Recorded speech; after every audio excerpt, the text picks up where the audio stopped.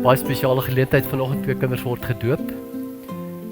En by die geleentheid kyk ek en jy weer terug na een eenvoudige woord.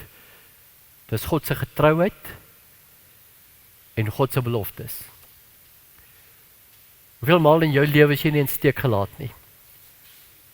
Hoeveel maal in jou lewe het jy nie iemand op iemand vertrou, net om agter te kom, daai persoon is nie geloofwaardig nie. Maar daar is een persoon wat totaal geloofwaardig is, wat by sy woord bly. En dit is God.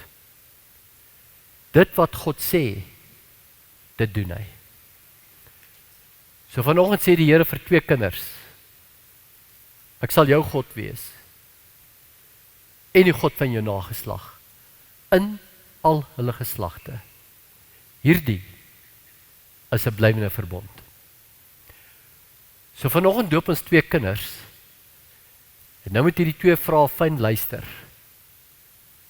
Sluit God vanoggend met hierdie 2 kinders 'n nuwe verbond? Of die tweede vraag, sê God vanoggend vir hierdie kinders wat gedoop word, die verbond wat ek met Abraham gesluit het, naamlik dat ek jou God sal wees, geld ook vir julle 2. Hier word nie 'n nuwe verbond gesluit nie.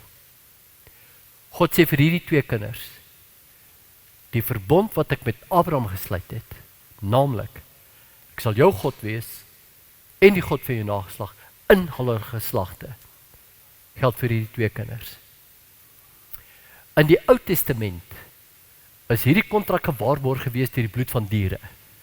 Dis hoekom hulle elke keer 'n kalf moes slag of 'n bul moes slag, elke keer was daar bloed by betrokke gewees. Maar dis die ou verbond.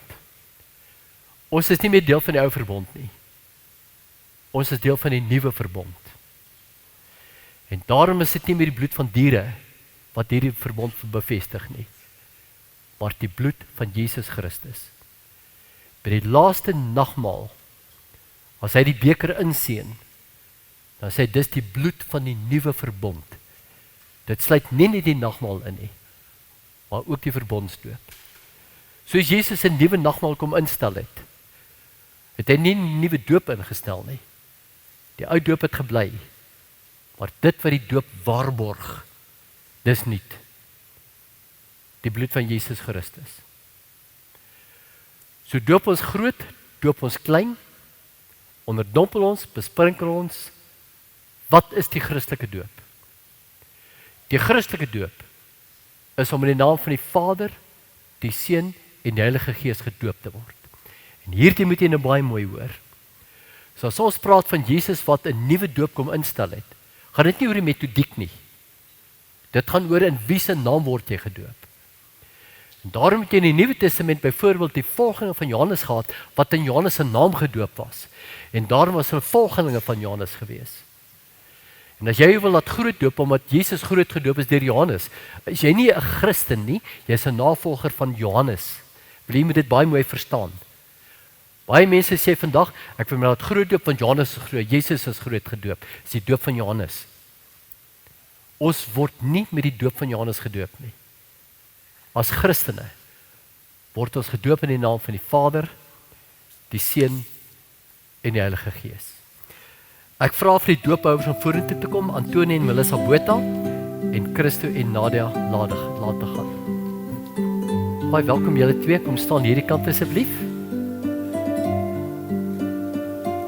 Christo en Nadia ook welkom vir julle kan saam hier voor my staan.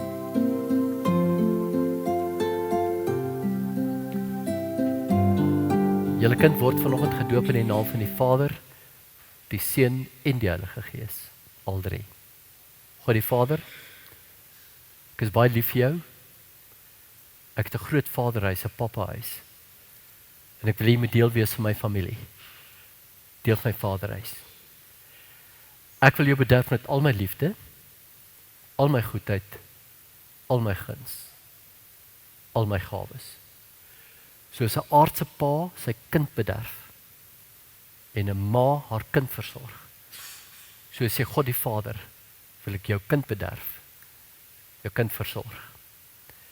Die doop in die naam van die Seun beteken dat Jesus sy lewe vir julle 2 kinders gegee het. Julle kinders is nie gekoop met goud en silwer nie, maar met die kosbare bloed van Jesus Christus. Hierdie gebeurtenis wat in 33 na Christus plaasgevind het, is reeds in die ewigheid besluit gewees. Die groot besluit. So Jesus sê vanoggend, ek is jou saligmaker, ek is jou verlosser, maar as deel van die familie, is ek jou oudste boetie, jou ou broer. Om gedoop te word in die naam van die Heilige Gees, beteken dat die Heilige Gees reeds by die moment van konsepsie daar was. Reeds die 9 maande in die moederskoot, by die geboorte. En die Heilige Gees beloof om die pad saam met julle 2 kinders te loop tot en met die wederkoms. Dis wat dit beteken om gedoop te word in die naam van die Vader, die Seun en die Heilige Gees. God kom koppel vanoggend sy naam aan julle kinders. Ek wil hê julle moet opreg antwoord op die volgende vraag en dan vra ek dan ook dat Antonie en Melissa se baba ingebring word. Kom oupa aangestap met klein ding.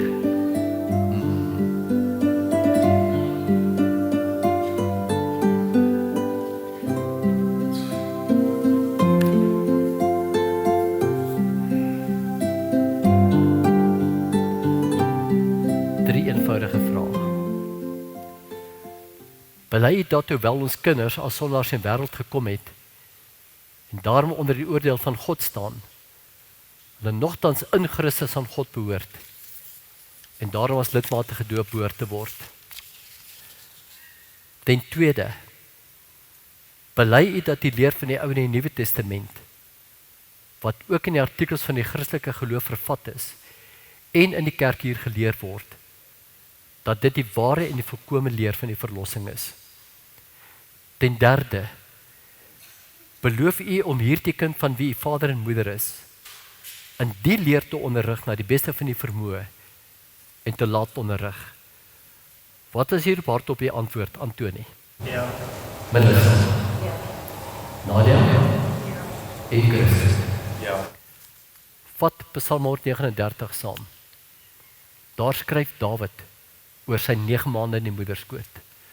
Dan sê hy, U het my op 'n wonderbaarlike wyse geskep.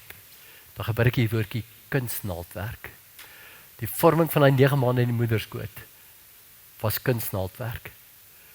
Hierdie 2 kinders is deur die fyn hande van God gevorm vir 9 maande. Daarom kan Dawid ook sê, U het my op wonderbaarlik geskep. Saam met julle is ek nuuskierig oor die pad vir die Here met julle 2 seuns gaan loop. Mag dit 'n wonderlike, fantastiese pad word. Kom ons gaan dan ook oor tot die doop. Nou Antonie se seentjie het 'n pragtige naam, Elijah John Botha. Elijah John Botha. Ek doop in die naam van die Vader en van die Seun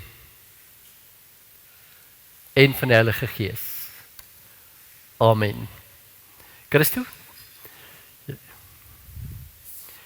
Leon Petrus laat te gaan. Ek doop in die naam van die Vader en van die Seun en van die Heilige Gees. Amen. Kom ons sit net so. Vader, baie dankie vir 'n nuwe lewe. Nuwe drome, nuwe ideale, nuwe toekoms. Reeds in die voortyd is 'n lewensboek uitgewerk. U weet presies die pad wat jy met hierdie 2 kinders sal loop, hierdie 2 seuns. Kinders in die koninkryk, kinders in die vaderhuis. Kinders wat diep spore gaan trap ook in die samelewing. Ons bid vir die ouers dat U vir hulle die kennis, die wysheid en die insig sal gee om elkeen groot te maak volgens hulle unieke aard en karakter en persoonlikheid. Ons bid vir die oupas en die oumas dat hulle bederf sal word en Here dat hulle elke oomblik ook saam met hulle kleinkinders sal geniet. En dit bid ons in die naam van Christus alleen. Amen.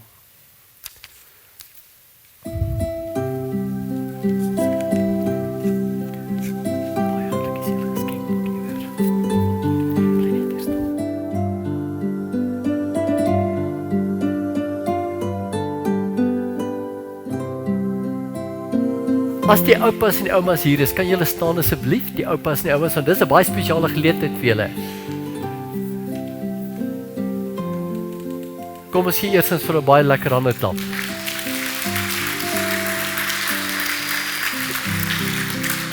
Antonie? Daar's 'n paar urban legends en ons het 2 kinderseuns gedoop vanoggend. Die een oupa vra vir die ouma, hoeveel het jou kind geweeg toe hy gebore is? 3.7 kg. O nee, myne was 4.2 kg. Urban legend nommer 1. Jou kleinkind is altyd groter, sterker en mooier. So hulle kyk so na die neusie en dan sê hulle, dis skoonma se neusie daai, ek kan dit sommer sien. So geniet asseblief julle kleinkinders, bederf hulle. Hulle moet die dissipline doen. Hulle hoef nie gewild te wees by ou pappa en mamma nie, maar wel by oupa en ouma. So geniet julle kinders, bederf hulle. Kom as julle nogmaals 'n lekker hande klap. Baie geluk julle. Baie dankie julle kan gesit hoor.